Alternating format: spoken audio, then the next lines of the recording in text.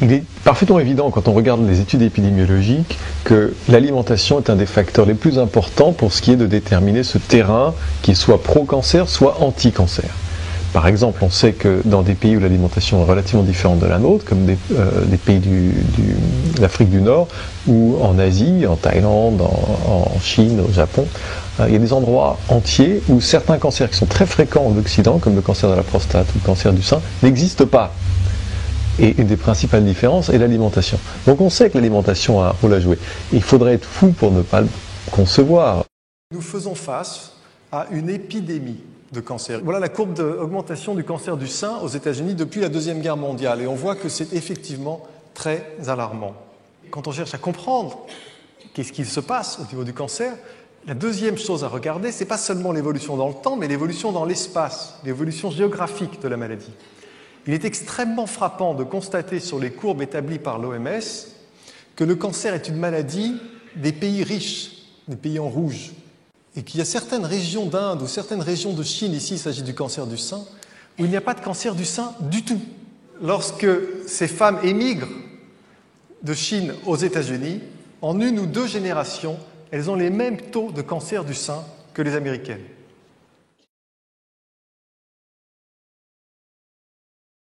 Donc vous prescrivez un régime anti-cancer ou une certaine alimentation, certains aliments que vous préconisez? Alors, dans l'alimentation anti-cancer, c'est une alimentation qui réduit au maximum tous les facteurs qui viennent favoriser la croissance du cancer, on a parlé des principaux, et qui non seulement ça, mais d'un autre côté, augmente énormément la présence dans votre assiette de tous les facteurs qui viennent lutter activement contre le cancer et qui ont de plus en plus disparu de l'assiette occidentale contemporaine. Ouais.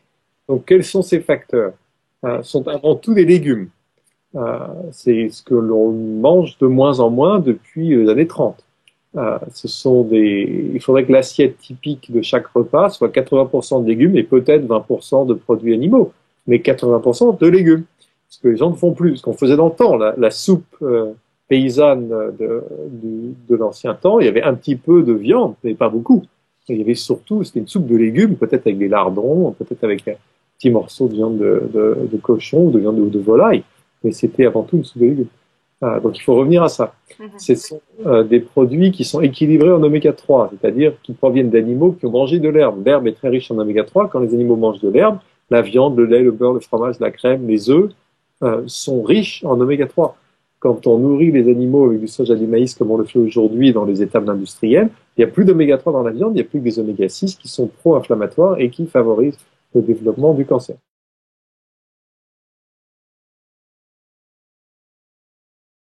Dans l'eau, aujourd'hui, la principale source de liquide pour un être humain occidental, ce sont des boissons sucrées.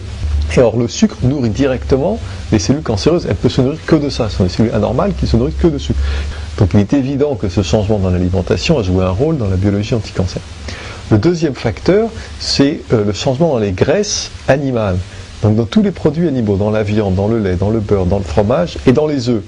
Depuis la Deuxième Guerre mondiale, on nourrit les animaux avec du maïs et du soja, qui sont très très riches en graisse oméga 6 et très pauvres en graisse oméga 3, qui elle était très fréquente dans l'herbe. Tant que les animaux mangeaient de l'herbe, il y avait des oméga 3 dans la viande, le lait, le beurre, le fromage et les œufs.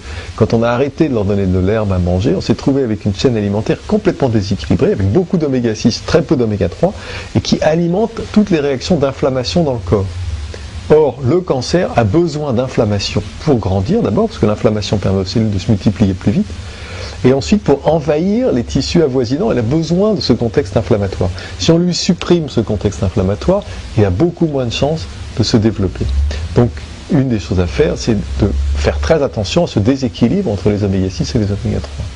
Puis le troisième facteur, ce sont tous les produits chimiques qui ont envahi notre environnement, mais en particulier notre environnement alimentaire, y compris l'eau, depuis la Deuxième Guerre mondiale, avec l'utilisation généralisée des pesticides qui n'existaient pas avant la Deuxième Guerre mondiale. Moi, j'ai eu un cancer au cerveau. Bien, on sait que les viticulteurs de la région de Bordeaux qui utilisent beaucoup de pesticides ont 3 fois plus de cancer au cerveau que des gens avec des occupations comparables qui n'utilisent pas ces produits.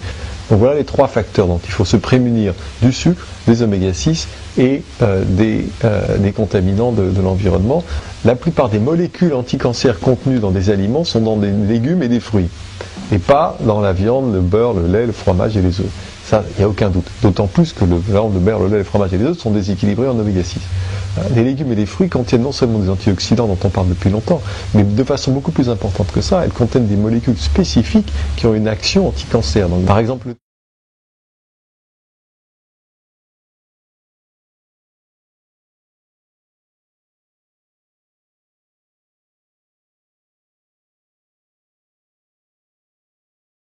il est évident qu'il y a une alimentation pro-cancer et une alimentation anti-cancer, que notre alimentation occidentale est plutôt une alimentation pro-cancer, qu'on peut changer ces choses.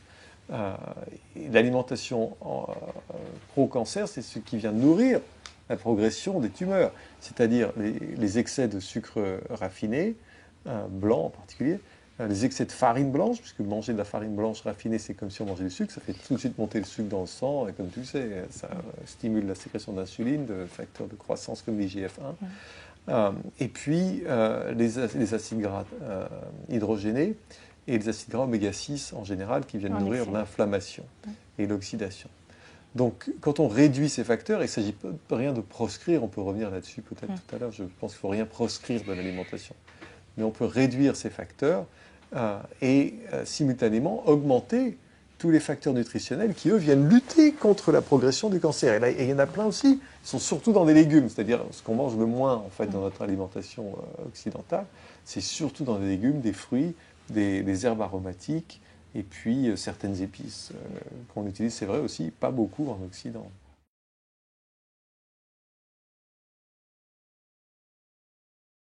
L'anti-inflammatoire le plus puissant que l'on connaisse, qui soit naturel, sans aucun effet secondaire, qui ne fera pas de trou dans l'estomac, est le curcuma. Le curcuma, c'est la poudre jaune qui est la base du curry qu'on mange tous les jours en Inde.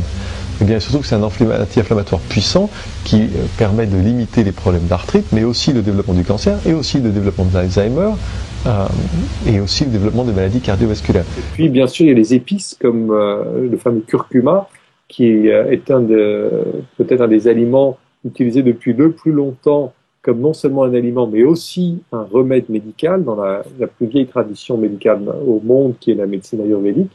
Le curcuma est un médicament pour lutter contre l'inflammation. Et les gens qui consomment un petit peu de curcuma plusieurs fois par semaine ont des taux inflammatoires très inférieurs aux gens qui n'en consomment pas du tout. J'ai vu récemment qu'en Occident, on consomme un 1/8 de cuillère à café de curcuma par an, en moyenne, qui provient de la moutarde, parce que le colorant jaune de la moutarde est le curcuma, alors qu'en Inde, on consomme 91 cuillères à café de curcuma par an.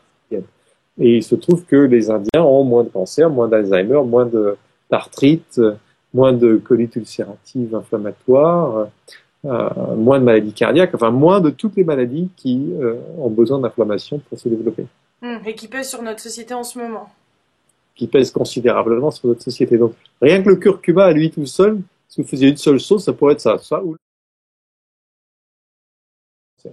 C'est l'utilisation d'huiles comme l'huile d'olive ou l'huile de colza qui ont des propriétés anti-cancer. Le colza étant très riche en oméga 3 et l'huile d'olive apportant des polyphénols qui viennent lutter contre l'oxydation et qui ont directement des effets anti-cancer, en plus du fait qu'elle n'a pas beaucoup d'oméga 6, contrairement aux huiles utilisées plus fréquemment et moins onéreuses comme l'huile de tournesol, l'huile de soja, l'huile de maïs.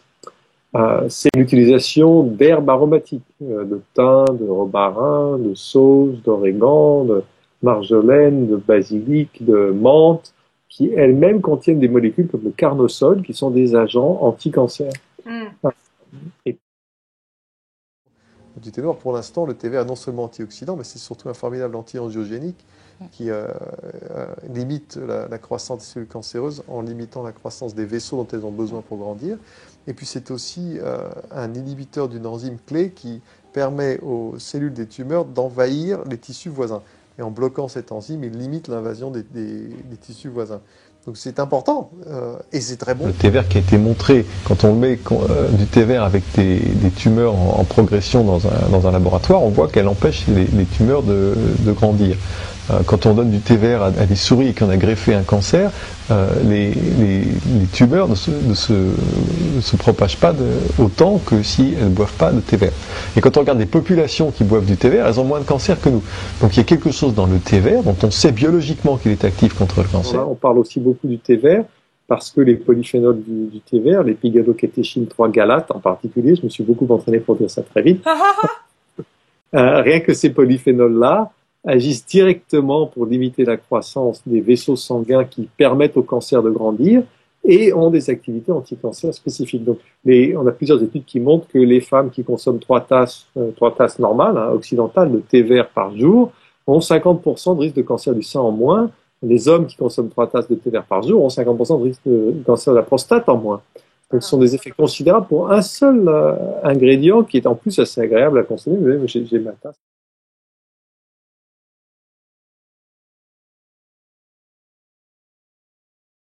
Le champignon aussi, vous parlez du champignon qui serait anti-cancer. Il y a un type de champignon en particulier? Les champignons sont anti-cancer de façon générale. Malheureusement, plus ils sont exotiques et chers, plus ils sont anti-cancer. C'est pas le champignon de Paris qui est particulièrement anti-cancer, mais plutôt tous les maïtake, shiitake, enaitake, tous ces champignons qui viennent d'Asie, qui ont des fortes propriétés anti-cancer. Une étude récemment a montré en 2009 que les femmes asiatiques en Chine qui mangeaient des champignons 3 fois par semaine avaient 50% de risque de cancer en moins. Celles qui mangeaient des champignons 3 fois par semaine et buvaient 3 tasses de thé vert par jour avaient 90% de réduction de risque de cancer du sein. Ouais. Donc, ce qui est formidable, c'est de voir que les aliments sont en synergie les uns avec les autres. Et qu'on aurait pu craindre que les champignons marchent, le thé vert marche, mais si on les mélange, ils s'annulent. C'est l'inverse. Quand on les mélange, ils se combinent pour avoir un effet anti-cancer encore plus puissant. Une étude récemment a montré le même effet sur le mélange de brocoli et de sauce tomate, par exemple. La sauce tomate est un agent qui lutte efficacement contre le cancer de la prostate chez l'homme. Le brocoli aussi. Quand on mélange les deux, on a un effet très supérieur à ce qu'on obtient chez les gens qui mangent que l'un ou que l'autre. Est-ce qu'à tout hasard, vous savez ce qu'il en est des traitements de chimiothérapie? Est-ce qu'il y a une efficacité? Est-ce que vous avez des renseignements concernant... voilà.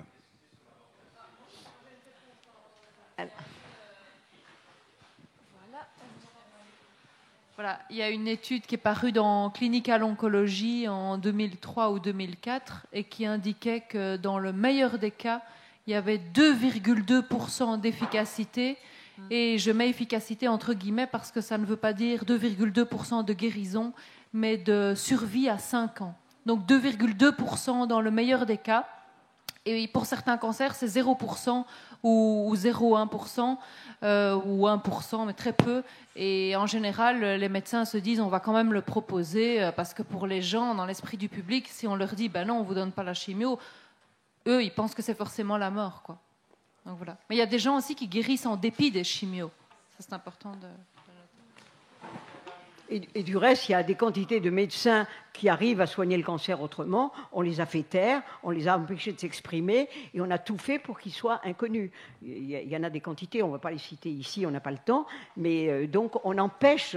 Est-ce qu'on a vraiment intérêt à supprimer le cancer? C'est ça la question. Are now using a popular vitamin once thought to cure the common cold to treat cancer. It's vitamin C, and some patients claim it has turned their lives around. But as Dr. Malika Marshall shows us, this alternative therapy is not without controversy. Everybody assumed that, you're lucky if you're going to make it a year. When Denise McCabe was diagnosed with breast cancer, there was little hope, and the intensive chemotherapy was debilitating. I couldn't get off the couch. I decided I have to do something. What she did was try an alternative therapy. Massive doses of vitamin C administered intravenously. It just would make me have a little bit more energy and I felt better. And there's more. And I started to notice my cancer markers were dropping. Helen Kwok believes intravenous vitamin C saved her mother's life. After chemotherapy and radiation, her mother lost 70 pounds in less than 2 months. I thought she was going to die. But after just a few intravenous vitamin C sessions, She has so much energy, I just couldn't believe it. Dr. Glenn Rothfeld, an Arlington physician, offers his patients intravenous vitamin C, usually in combination with traditional treatments. In a number of our patients, although certainly not all, it has seemed to arrest or slow down the progression of their cancer. The key is the delivery system. The intravenous injections have the vitamin C equivalent of 500 oranges, and it goes directly into the bloodstream. When you use vitamin C in very high doses in a test tube, it kills cancer cells.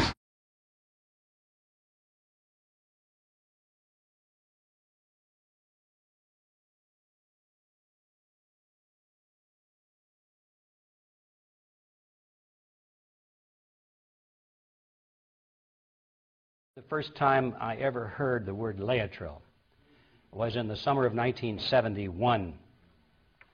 I mentioned Dr. John Richardson a moment ago. He was a good friend of ours, and occasionally I would get together with Dr. John, and we'd sort of get out of town and get away from the telephones and the usual helter-skelter of business, and you don't bring your briefcase on these trips.